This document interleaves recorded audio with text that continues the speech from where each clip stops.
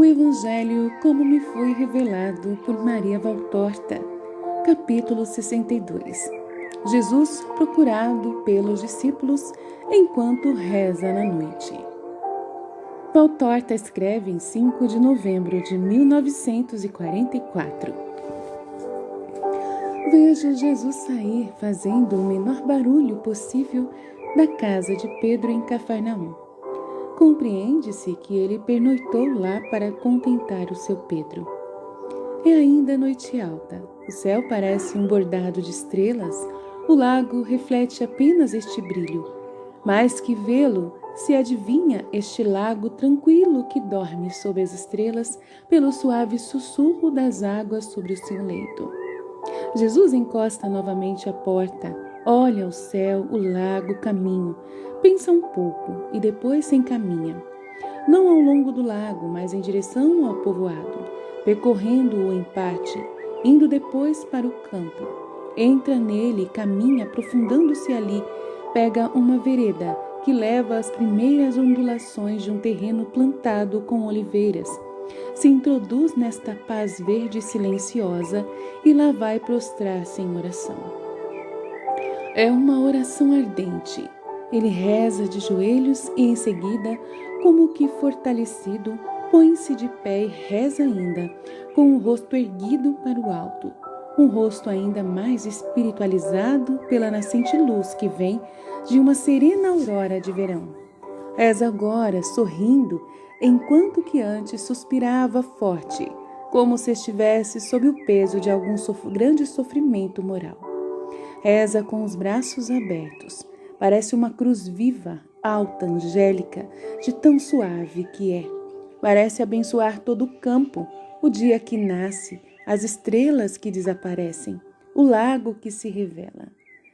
Mestre, procuramos tanto a ti, vimos a porta encostada pelo lado de fora, quando voltamos da pesca e pensamos que tivesse saído. Mas não te encontrávamos. Enfim, um camponês que estava enchendo suas cestas para levá-las para a cidade, quem nos informou. Nós estávamos te chamando. Jesus, Jesus! E ele nos disse: Estás procurando o Rabi que fala às multidões?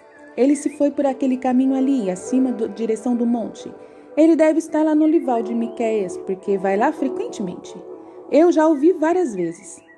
Ele tinha razão. Por que saíste assim tão cedo, mestre? Por que não descansaste? Talvez a cama não estava cômoda. Não, Pedro. A cama estava ótima e o quarto muito bom. Mas eu costumo fazer assim frequentemente para soerguer o meu espírito ao Pai. A oração é uma força para si e para os outros. Tudo se consegue com a oração. Senão a graça que nem sempre o Pai concede. E não se deve pensar que isto seja desamor, mas sempre crer que isso é uma coisa querida, por uma ordem que rege as sortes de cada homem, cujo escopo é o bem. Certamente a oração dá paz e equilíbrio, para poder resistir a tantas coisas que incomodam, sem sair do caminho santo. É fácil, sabes, Pedro, ter a mente ofuscada e o coração agitado pelas coisas que nos circundam deste mundo. E com uma mente ofuscada e um coração agitado e perturbado, como pode-se ouvir a Deus? É verdade, mas nós não sabemos rezar, mestre. Não sabemos dizer as palavras bonitas que tu dizes. Dizei aquelas que sabes, como as sabeis, simples. Não são as palavras, mas são os movimentos que as acompanham que tornam as orações agradáveis ao Pai.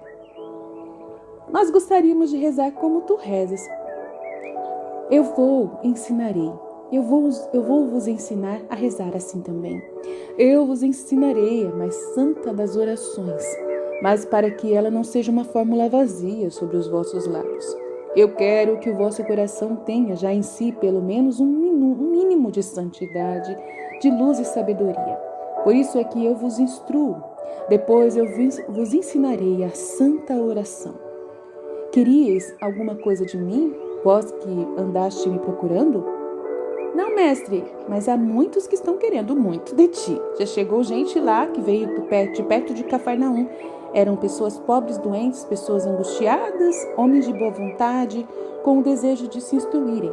Nós lhe dissemos: visto que nos perguntavam de ti, o mestre está cansado dormindo, ide-vos embora, voltai no próximo sábado. Não, Simão, isto não se diz. Não existe só um dia para a piedade. Eu sou o amor, a luz, a salvação, todos os dias da semana. Mas até agora falaste só aos sábados. Porque eu era ainda desconhecido, Pedro.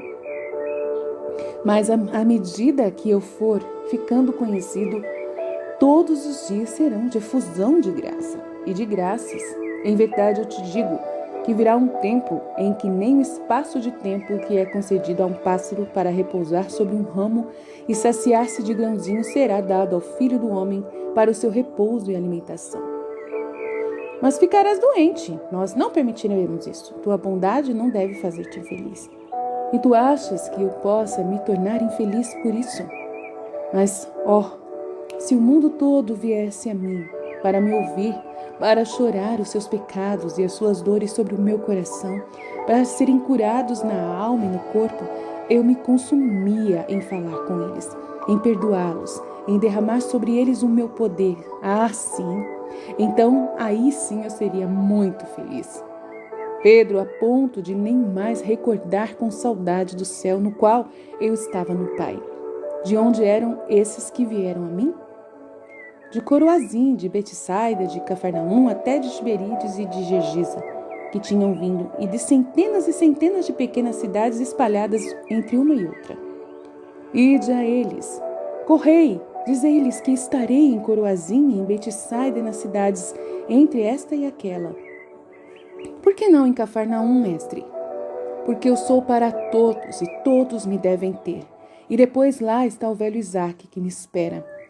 Não fique ele desiludido em sua esperança. Tu nos espera aqui então? Não. Eu vou e vós ficais em Cafarnaum para encaminhar as multidões para mim. Depois eu virei. Nós vamos ficar sozinhos? Pedro está preocupado. Não fiques preocupado, Pedro, que a obediência te faça alegre e com ela tenhas a persuasão de seres para mim um discípulo útil, e contigo e como tu estes outros. Pedro e André, com Tiago e João, se tranquilizam. Jesus os abençoa e se separam. Assim termina a visão Fiat.